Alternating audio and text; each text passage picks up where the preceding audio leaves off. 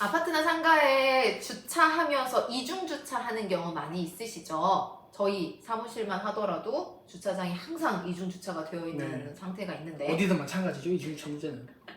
그러니까 내 차가 나가야 되는데 내 차를 막은 차량, 그러니까 이중 주차가 되어 있는 차량이 있으면은 뭐 우선 내가 나가야 되니까 이 차를 밀어야 되잖아요. 그리고 이중 주차가 되어 있는 차량은 보통 사이드 브레이크가 풀려 있으니까 그래서 이 차를 밀다가 내가 뭐 힘 조절을 잘못했든 뭐 어떤 문제 때문에 사고가 났어요. 이 차량이 다른 차량을 칠 수도 있고 뭐 기둥에 부딪힐 수도 있고 이런 사고가 났다라고 쳤을 때 어떻게 할까요? 이게 다 온전히 내 책임일까요? 아니면은 어떤 책임의 분배가 어떻게 될지 이 부분에 대해서 한번 이야기를 해주세요.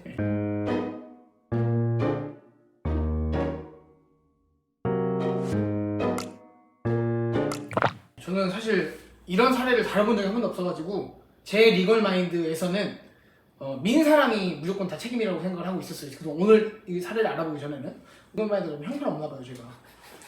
그런데 이제 판례는 차를 민 사람이 70에서 80, 그다음에 차주가 20에서 30을 과실을 잡아줍니다.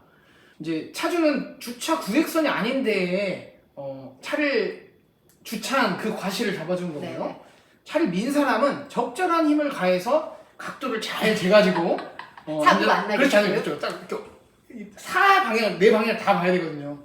안전한 거리 방향으로 차를 밀지 않은 과실이 있다고 보는 거죠. 근데 좀 신기한 거는 이중 주차를 하더라도 사이드 브레이크를 채워둬야 된다라는 게 법원의 판단이었어요. 그러니까 이중 주차를 해서 차를 밀게 하는 게 아니라 전화가 오면 내려가서 자기가 빼줘라. 그래야 차주의 과실 안 잡힌다. 이런 지금 개념이거든요. 그러니까 과실이 딱 정해져 있는 것은 아니에요. 그래서 상황에 따라서 그 과실 비율이 달라질 수는 있는데요. 만약에 차주가 이중 주차를 할 때 반듯하게 네 바퀴를 반듯하게 주차를 한 게 아니다. 라고 하면은 이제 밀었을 때 방향이 틀어질 수 있으니까 그렇죠. 네, 이제 그럴 땐 당연히 차주한테 좀 더 과실 비율이 높아질 수 있을 것이고요. 아니면은 경사가 있는 곳에 이중 주차를 했다. 라고 하면은 당연히 뭐 밀었거나 했을 때 사고가 커질 수 있으니까 그럴 때에도 차주에게 좀 더 과실 비율이 높다라고 볼 수가 있겠죠. 이중주차와 관련해서 또 궁금해하시는 것 중에 하나가 과연 보험 처리가 될 것이냐의 문제입니다. 이게 이제 주행을 하던 중에 사고가 난 게 아니라 세워져 있는 차를 밀다가 사고가 난 것이기 때문에 이때는 보험금 지급이 안 되지 않느냐라고 생각하시는 분들이 계시거든요. 어떨까요? 이 차량을 미는 행위, 차량이 이동은 했지만 교통사고라고 하는 거는 차량의 운행으로 인하여 발생한 사고이기 때문에 차량의 본래의 용법, 그러니까 뭐 엑셀을 밟는다든지 이런 용법으로 차량이 이동한 게 아니면 차량의 운행이라고 보지 않습니다. 그래서 이제 보험 처리가 안 된다라고 이제 이렇게 연결고리로 이해하시는 분들이 있는데, 자, 이 민 사람의 보험 그리고 세워져 있던 이중 주차되어 있던 차량의 보험을 구분해서 좀 생각을 하셔야 되는 겁니다.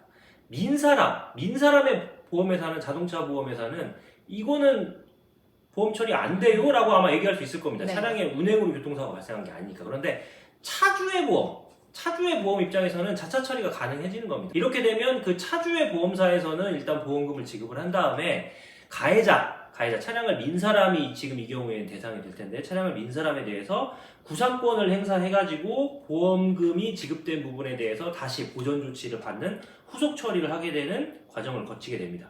그리고 민 사람 같은 경우는 이제 자동차 보험으로는 해결이 안 될 수 있지만 이 일상생활 보험과 관련해서 뭐 별도의 자기의 보험이 가입되어 있는 내용이 있다라고 하면 그걸로 인해서 이제 보험금 지급 처리가 될 수 있는 경우는 있을 수 있겠죠. 그러니까 제가 이 부분 관련해가지고 인터넷 검색을 해보면은 그냥 무조건 안 된다. 보험금 지급은 무조건 안 된다. 라고 기재가 되어 있는 어떤 이제 글들이 많이 있었거든요. 그러니까 잘못된 정보이니까 그렇게 생각하실 게 아니고요. 차주 같은 경우는 보험금 처리가 가능하다. 그러니까 보험금 지급 받을 수 있으니까 그렇게 아시면 될 것 같습니다.